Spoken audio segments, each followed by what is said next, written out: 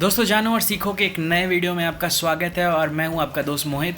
इस वीडियो में हम जानेंगे कैसे हम मल्टीबैगर स्टॉक्स को सेलेक्ट कर सकते हैं जल्दी। 2017 के लिए आने वाले टाइम के लिए जो स्टॉक्स पोटेंशियल मल्टीबैगर्स हो सकते हैं उनको हम कैसे सेलेक्ट करें। दोस्तों उसके पहले अगर आप इस चैनल को पहली बार देख रहे हैं तो ज़रूर इस चैनल को सब्सक्राइब कीजिए, हमारे व्हाट्सएप ग्रुप को भी ज्वाइन कीजिए। उस पर काफ़ी लाइव मार्केट एनालिसिस होती रहती है और फंडामेंटल एनालिसिस पे भी मैं बताता रहता हूँ। और उसके साथ ही सारे वीडियोस भी देखिए जिसमें मैंने काफ़ी टेक्निकल एनालिसिस और फंडामेंटल एनालिसिस के वीडियोस शेयर किए हैं और स्टॉक्स को एवेल्यूएट करना बताया है। और ऐसे ही वीडियो मैं आगे भी लाता रहूँगा, तो चैनल को सब्सक्राइब ज़रूर कीजिए। तो दोस्तों अगर आपको याद है तो पिछले वीडियो में मैंने आपको ये बताया था कि कौन से स्टॉक्स मल्टीबैगर बनते हैं, उनके कुछ पैरामीटर्स बताए थे। जैसे उसका EPS इंक्रीज़ होना चाहिए, नेट सेल्स इंक्रीज़ होना चाहिए, हाई ROCE होनी चाहिए, उसका ऑपरेटिंग कैश फ्लो पॉजिटिव होना चाहिए, बुक वैल्यू इंक्रीजिंग होनी चाहिए, स्टेबल मार्जिन्स होने चाहिए और कुछ और भी इंटेंजिबल पैरामीटर्स बताए थे। जैसे उस स्टॉक का कॉम्पिटिटिव मोट यानी उसका एक एडवांटेज होना चाहिए, एज होना चाहिए और उसकी प्रमोटर क्वालिटी अच्छी होनी चाहिए। तो ये सारे कुछ पैरामीटर्स मैंने बताए थे और मैंने आपको ये भी प्रॉमिस किया था कि मैं आपको अगले वीडियो में बताऊंगा कि कैसे आप खुद ये कर सकते हैं। तो दोस्तों अगर आपने वो वीडियो नहीं देखा है तो ज़रूर जाके देखिए, लिंक मैंने डिस्क्रिप्शन में दे रखा है। और चलिए अभी हम देखते हैं कि कैसे हम उन पैरामीटर्स को यूज़ करके जो मैंने आपको बता रखा है, कैसे आप खुद मल्टीबैगर पोटेंशियल मल्टीबैगर कैंडिडेट्स तुरंत चुन सकते हैं और उस पर फर्दर एनालिसिस करके एक अच्छा स्टॉक, मल्टीबैगर स्टॉक आप सेलेक्ट कर सकते हैं। दोस्तों आपको जब भी फंडामेंटल स्टॉक्स अच्छे सेलेक्ट करने पड़ते हैं तो उसके लिए आपको उसके हिस्टोरिकल डेटा को स्क्रीन करना पड़ता है। इसके लिए काफ़ी जो चीज़ होती है उसको कहते हैं स्क्रीनर्स। तो काफ़ी स्क्रीनर्स अवेलेबल हैं NSE और BSE के स्टॉक्स को चूज़ करने के लिए। हम एक बहुत ही सिंपल स्क्रीनर यूज़ करते हैं जो है screener.in। तो screener.in पे आप जाएंगे, इस पर लॉगिन करेंगे तो आपको ये साइट पे आपको सारे हिस्टोरिकल डेटा स्टॉक्स का मिलेगा। उसके बाद से हम जाएंगे स्क्रीन्स पे। तो एक बार स्क्रीन्स पे देखिए तो यहाँ पे काफ़ी लोगों ने अपना स्क्रीन्स बना रखा है कुछ। तो लेट्स सी कोई भी हम स्क्रीन उठाते हैं तो वैल्यू स्टॉक उठा लिया या क्वार्टरली गोअर्स उठा लिया। इसमें कई लोगों ने अपना कस्टम डाल रखा है स्क्रीन। तो बेसिकली स्क्रीन क्या करता है, यहाँ पे एक क्वेरी लिखते हैं, इस क्वेरी के बेसिस पे वो स्टॉक्स उठाता है। तो जैसे जिस बंदे ने ये क्वेरी लिखी है उसने लिखा है कि लेटेस्ट क्वार्टर का प्रॉफिट प्रीसीडिंग क्वार्टर के प्रॉफिट से ज़्यादा हो और उसका नेट प्रॉफिट प्रीसीडिंग क्वार्टर का नेट प्रॉफिट उसके एक प्रीसीडिंग क्वार्टर से, मतलब पिछले 3 क्वार्टर से उसका प्रॉफिट इंक्रीज़ हो रहा है। तो देखिए बिल्कुल सिंपल सा एक फार्मूला है जिससे हम काफ़ी स्टॉक्स निकाल लिए हैं यहाँ पे। तो ऐसे ही दोस्तों चलिए हमने जो पैरामीटर सेलेक्ट किए हैं जैसा कि मैंने आपको बताया था उस पर हम एक नया स्क्रीनर उस क्वेरी पे लिखते हैं। तो इसको हटा देंगे। तो चलिए अब स्टार्ट करते हैं। तो कुछ बेसिक चीज़ें। तो मार्केट कैपिटलाइजेशन जो हमारे स्टॉक का होगा वो हम चलिए लेते हैं 300 करोड़ से ज़्यादा हो, तो ग्रेटर देन 300 कर देंगे। तो ये तो हो गया हमारा पैरा कि जो भी हम स्टॉक सेलेक्ट करें वो 300 करोड़ से ज़्यादा कैपिटलाइजेशन का हो, क्योंकि काफ़ी स्टॉक्स हमें मिलेंगे जो उससे कम मार्केट कैप के होंगे तो वो काफ़ी थोड़े मैनिपुलेटिव भी हो सकते हैं। तो हम 300 एक स्टैंडर्ड कर देंगे, उसके ऊपर एक स्मॉल कैप 300 या चलिए इसको 500 कर देते हैं। तो हम काफ़ी थोड़ा अच्छे स्टॉक्स हमें मिलेंगे जो काफ़ी नोन होंगे थोड़े। और उसके बाद से हमने कहा था प्रमोटर क्वालिटी अच्छा होना चाहिए। तो प्रमोटर होल्डिंग में एक क्राइटेरिया होता है, तो हम प्रमोटर होल्डिंग को डालेंगे ग्रेटर देन लेट से 30 डाल देते हैं फॉर टाइमिंग। इसको मैं क्यों कर रहा हूँ ये मैं आपको बताऊंगा। 30 क्यों लिया मैंने, 70 क्यों नहीं लिया, क्योंकि दोस्तों कई कंपनीज ऐसे होते हैं, फॉर एग्जांपल कह लीजिए जो ये MFIs होते हैं आप कह सकते हैं, या कह सकते हैं माइक्रो फाइनेंस कंपनीज होते हैं, फाइनेंस इंस्टीट्यूशन होते हैं। उसमें RBI ने मैंडेट कर रखा है कि प्रमोटर होल्डिंग 40% से कम होनी चाहिए या इससे कम होनी चाहिए, ऐसे कुछ रूल हैं। तो वो सब स्टॉक को मिस कर देंगे अगर प्रमोटर होल्डिंग ग्रेटर देन 70 डालेंगे। अगर आपको सेक्टर से नहीं लाना है तो आप उसमें कोई भी वैल्यू डाल सकते हैं, बट एज ऑफ नाउ हम 30 डालेंगे और उसके बाद हम इंडिविजुअल स्टॉक्स को फिल्टर करते रहेंगे। उसके बाद से हमें देखना है सेल्स ग्रोथ। मैंने आपसे कहा था कि उसका जो सेल्स ग्रोथ होता है वो पॉजिटिव होना चाहिए। तो हम चलिए एज्यूम करते हैं 5 ईयर्स का उठा लेते हैं या 3 ईयर्स का भी उठा लेते हैं। तो अगर आप 7 ईयर 10 ईयर्स का लेंगे तो भी आपको स्टॉक्स मिले, लेंगे जो 10 ईयर्स से ग्रोथ पॉजिटिव दे रहे हैं वो ऑलरेडी मल्टीबैगर हो चुके होंगे काफ़ी ऐसे। तो चलिए हम इसको 5 ईयर सेलेक्ट कर लेते हैं एज ऑफ नाउ, इसको हम चेंज करते रहेंगे। तो जो सेल्स ग्रोथ है उसको हम डालते हैं कि 15% से ज़्यादा होना चाहिए। यहाँ देखिए राइट साइड में लिखा है सेल्स ग्रोथ, जो पैरामीटर इन्होंने डाल रखी है उसका compounded sales growth over last 5 years value in percentage है, तो हम 15% इसको लेते हैं। फिर उसके बाद हम डालेंगे इसमें प्रॉफिट ग्रोथ। तो हम यहाँ डालेंगे प्रॉफिट ग्रोथ। तो यहाँ देखिए एक पैरामीटर है जो इन्होंने डाल रखा है, profit growth 5 years. Okay, miss हो गया, profit growth 5 years greater than 15 को हम फिर डालेंगे इसको। फिर उसके बाद से यहाँ पे एक चीज़ मैं मिस कर रहा हूँ, तब से एक एंड डालना पड़ेगा हर जगह, एंड, क्योंकि ये एक क्वेरी टाइप का है। जो थोड़ा प्रोग्रामिंग जानते हैं उनको लगेगा ये सॉर्ट ऑफ सीक्वल क्वेरी से थोड़ा मिलता जुलता है।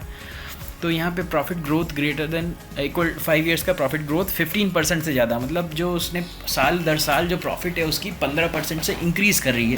ठीक है, ये भी हमारा एक क्राइटेरिया था। फिर हमने कहा था कि वो डेप्ट नहीं होना चाहिए, डिक्रीजिंग डेप्ट होना चाहिए। तो उसको करने के लिए एक पैरामीटर है डेप्ट to equity, dept to equity. तो यहाँ हम डेप्ट टू इक्विटी को हम डालेंगे 1 से नीचे। काफ़ी अच्छी जो कंपनीज हैं वो तो डेप फ्री भी होती हैं काफ़ी मल्टीबैगर्स, लेकिन आजकल कई कंपनीज को डेप लेना पड़ता है अपने डे टू डे ऑपरेशंस को करने के लिए। सेक्टर पे डिपेंड करता है एक्चुअली, या जैसे फॉर एग्जांपल कोई फाइनेंस कंपनी है तो डेप्ट लेती है जो बॉन्ड के थ्रू, उसी को वो रीलेंड करती है और उससे इंटरेस्ट से डिफरेंस ऑफ इंटरेस्ट वो प्रॉफिट कमाती है। फॉर एग्जांपल जो ये आपको MFIs होते हैं तो ये लोग पैसे लोन पे उठाते, बैंक होते हैं, ये पैसे उठाते हैं कर्ज पे और उसको ज़्यादा इंटरेस्ट पे आपको देके करते हैं, तो इनका डेप्ट टू इक्विटी थोड़ा हाई रहता है। तो इसलिए हम लेस देन 1 डाल देते हैं। चलिए इसको, मतलब कि फिर इसको हम आगे फिल्टर कर जाएंगे। उसके बाद मैंने आपको बताया था एक कि उसका जो नेट कैश फ्लो होना चाहिए पॉजिटिव होना चाहिए। तो यहाँ पे हम एक और एंड डालेंगे और फिर हम डालेंगे net cash flow last year greater than 0, मतलब इसका पॉजिटिव कैश फ्लो है। जो इसका डे टू डे ऑपरेशंस है उससे वो कुछ पैसे बना रही है, वर्किंग कैपिटल के लिए इसके पास काफ़ी पैसे हैं। तो ये नेट कैश फ्लो पॉजिटिव हो गया, ये हो गया, प्रमोटर होल्डिंग भी हो गई। और उसके बाद हम ये भी डाल सकते हैं कि जो इसका पी ये अंडर वैल्यूड है, ओवर वैल्यूड है, इस पर हम एक क्राइटेरिया नहीं सेलेक्ट कर सकते। तो इसके लिए हम क्या करेंगे कि अब पी तो हम डालेंगे नहीं, क्योंकि मैंने आपको एक वीडियो में बता चुका हूँ, वैल्यूएशन जो मैंने वीडियो बताया था उसमें मैंने आपको बताया था कि भाई पी अगर 20 है तो हम उस स्टॉक को मिस नहीं कर सकते। ऐसा नहीं है कि जो मल्टीबैगर उसकी पी हमेशा 10 हो, क्योंकि आजकल आपको 10 पी के नीचे मल्टीबैगर कभी नहीं मिलेंगे, क्योंकि लोग उसको ऑलरेडी खरीद रहे हैं। मैं इसमें कोई नया नहीं कर रहा हूँ, काफ़ी लोग ये करते हैं। काफ़ी बड़े फाइनेंशियल इंस्टीट्यूशन हैं जिनके पास खुद के पूरे डेटा है, वो इससे बड़ी बड़ी क्वेरी लिख के इससे बड़े बड़े डेटा एनालिटिक्स से उनको निकालते हैं। तो फॉर एग्जांपल अभी देखिए हमने net cash flow greater than 0 कर दिया। अब हम यहाँ पे कुछ डालेंगे पेग रेशियो को। अब पेग रेशियो क्या होता है, इस पर मैंने एक पूरा वीडियो वैल्यूएशंस पे डाल रखा है, आप जानिए। पेग रेशियो पी रेशियो का अल्टरनेटिव है, मतलब कि पेग रेशियो होता है कि P ratio divide by growth. तो अगर उसका ग्रोथ उसके पी मल्टीपल से ज़्यादा है, मतलब वो 30 के पी पे ट्रेड कर रहा है और उसका ग्रोथ भी 30% है, तो उसका 30/30 ऑलमोस्ट 1 हो जाता है। तो मतलब उसका पी जस्टिफाइड है, क्योंकि उस कंपनी ग्रोथ ही इतना कर रही है कि फॉरवर्ड आज से 2 साल 3 साल के बाद जब उसका आप पी देख रहे हैं तो वो बहुत कम है एक्चुअली। तो यहाँ हमने पेग रेशियो भी डाल दिया, ठीक है। नेट कैश हो गया, प्रॉफिट हो गया, और हम चलिए अब हम डालते हैं रिटर्न ऑन कैपिटल। तो ये काफ़ी एक इम्पॉर्टेंट पैरामीटर है, return on capital employed, ROCE। तो ये जो होना चाहिए ये भी ग्रेटर देन 15 हो चाहिए। ROCE क्या होता है ये भी मैंने आपको पुराने वीडियो में सब बता रखा है कि जो ROCE होता है कि कंपनी जो अपना कैपिटल लगा रही है, जो एक्सपेंशन के लिए या किसी भी चीज़ के लिए जो पैसे लगा रही है, उस पर एक्चुअली रिटर्न कितना मिल रहा है। तो उसने जो भी किया उसमें उसको 15% से ज़्यादा का रिटर्न मिला, जो कि एक अच्छा नंबर है। तो यहाँ पे देखिए पेग रेशियो हो गया और यहाँ पे एक return on capital employed greater than 50 हो गया। और हम डालेंगे ROIC, so return on invested capital. तो ये इन्वेस्टेड कैपिटल भी आपको मैंने एक्सप्लेन किया, इसको आप जाके देख लीजिए। तो ROCE भी ग्रेटर देन 50 है। और यहाँ पे एक और हम पैरामीटर डाल देंगे, अदरवाइज हमें काफ़ी फॉल्स फिगर मिल सकता है, कि हम प्लेज्ड परसेंटेज डाल देंगे, कि जो प्लेज होना चाहिए, मतलब कि जो प्रमोटर के पास होल्डिंग है वो उन्होंने प्लेज नहीं कर रखा है। क्योंकि जो लोग प्लेज करके रखते हैं वो थोड़ा गड़बड़ होता है, उन स्टॉक से दूर रहना चाहिए, क्योंकि काफ़ी। तो ये देखिए हमने काफ़ी पैरामीटर्स डाल दिए। मार्केट कैप को 500 करोड़ से ऊपर कर दिया, प्रमोटर होल्डिंग ग्रेटर देन 30 कर दी, sales growth 5 years greater than 15 कर दिया। इसको आप 3 ईयर्स का भी ले सकते हैं। आइडियली आपको 3 ईयर्स का ही लेना चाहिए, क्योंकि आपको रिसेंट टाइम में जो कंपनी ग्रो करना स्टार्ट किया उसको आइडेंटिफाई करना है। बट मैंने 5 ईयर्स का एज एन एग्जाम्पल लिया है, अब इसको फिल्टर करते रह सकते हैं। डेप्ट इक्विटी लेस देन 1 रहना चाहिए, नेट कैश फ्लो पॉजिटिव है, पेग रेशियो लेस देन 1 है। ठीक है, अब इस क्वेरी को हम रन करेंगे तो आप देखिए आपके पास 18 रिजल्ट्स आ गए, जिसमें हम देख सकते हैं ऑलरेडी कुछ मल्टी बैगर्स तो ऑलरेडी आ चुके हैं। अवंती फीड्स फॉर एग्जांपल ले लेते हैं, फिर इसको हम खोलेंगे, इसके रेशियोज़ को एनालाइज करेंगे। देखिए स्टॉक का पी 34 है, लेकिन फिर भी हमें मल्टी बैगर में दिखा रहा है क्योंकि इसका ग्रोथ जो है वो 34% से भी ज़्यादा है। इसका पेग रेशियो लेस देन 1 है। ये अभी आपको लग रहा है महंगा है, लेकिन आने वाले 2 साल में 3 साल में जो उसका पी रेशियो वो 10-12 के अराउंड ही रहेगा, क्योंकि उसका इससे ज़्यादा ग्रोथ है। जैसे देखिए आपको KRBL जो कि काफ़ी अच्छी नोन कंपनी है, टाटा एलेक्सी काफ़ी नोन कंपनी है, कैपिटल ट्रस्ट काफ़ी नोन कंपनी है, वक्रांगी ऑलरेडी मल्टी बैगर हो चुकी है तो इसमें देखिए काफ़ी अच्छे आपको स्टॉक्स मिल रहे हैं। अब ये दोस्तों हमारा इनिशियल लिस्ट हो गया। अब इस पे हमें और भी काफ़ी रिसर्च करना है। तो ये तो मैंने आपको बस इनिशियल लिस्ट दिखाया, कैसे आप प्ले अराउंड कर सकते हैं स्क्रीनर से और वो लिस्ट ढूंढ सकते हैं। उसके बाद से आपको काफ़ी इंटेंजिबल चीज़ों के बारे में जानना पड़ेगा कि कंपनी क्या करती है, कंपनी का बिजनेस क्या है, बिजनेस मॉडल क्या है, प्रमोटर की क्वालिटी कैसी है, वो तो आपको दूसरे सोर्सेज से पता करना पड़ेगा। ये आपका इनिशियल लिस्ट हो गया, जिसको आप काफ़ी अच्छे स्टॉक्स को आपने पहले फिल्टर कर लिया। दोस्तों अब चलिए हम इसमें इसी स्क्रीनर में मैं कुछ और चीज़ आपको बताना चाहता हूँ। मैंने net cash flow last year को ग्रेटर देन 0 किया है। इसको हम चलिए नेगेटिव डाल देते हैं, लेस देन 0, और हम देखते हैं कितनी कंपनियां। तो आपने देखा कि सारी कंपनियां ये जो हैं ये इनका भी सारे पैरामीटर सक्सेस हो रहे हैं, बस इनका कैश फ्लो नेगेटिव आ रहा है। तो दोस्तों अब इसको आप टोटली डिस्कार्ड मत कर दीजिए।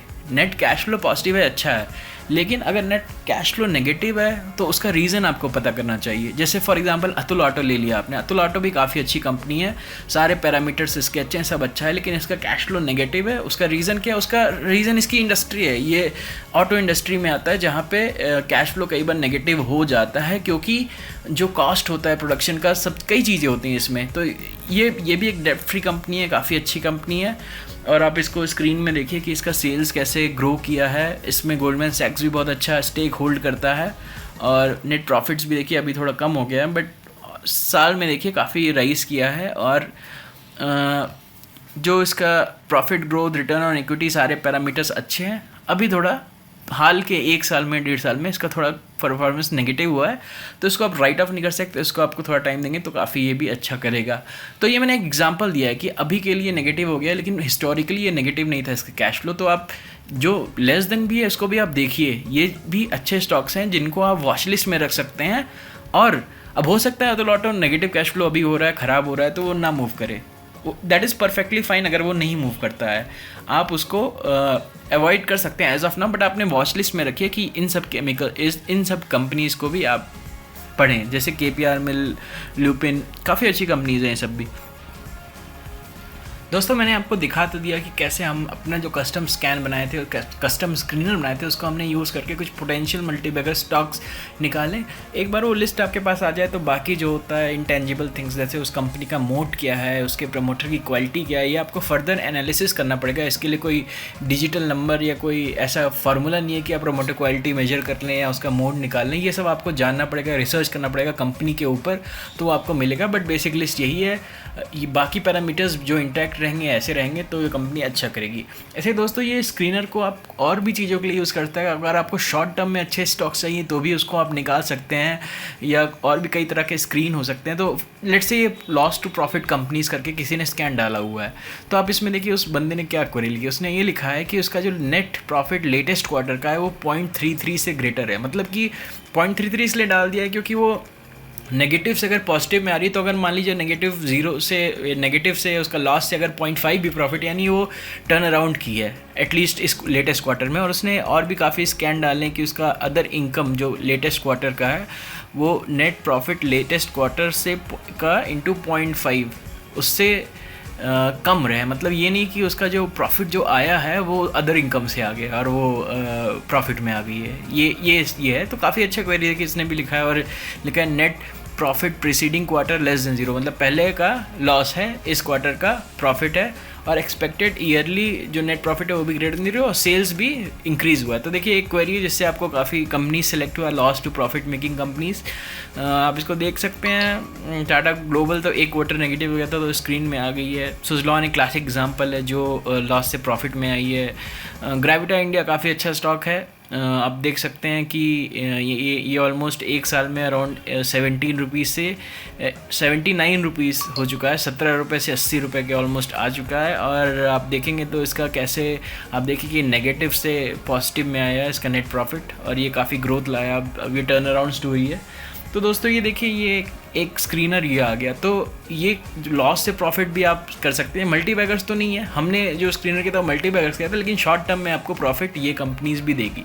तो ऐसे आप स्क्रीनर को यूज़ कर सकते हैं कई स्टॉक्स को सेलेक्ट करने के लिए। आज की वीडियो में बस इतना ही। मैंने आपको बताया कैसे आप मल्टी बैगर स्टॉक्स को सेलेक्ट करें, इनिशियल लिस्ट पाएँ, उसको कैसे फ़िल्टर करें, बाकी चीज़ कैसे करें, और उसके बाद से एक अच्छा मल्टी बैगर स्टॉक सेलेक्ट करें, पोटेंशियल मल्टी बैगर कैंडिडेट। आज की वीडियो में बस इतना ही दोस्तों। जानो और सीखो चैनल को देखते रहिए, काफ़ी और वीडियोस लाऊंगा, काफ़ी और मल्टी बैगर एनालिसिस भी लाऊंगा मैं। तब तक के लिए जय हिंद, जय भारत।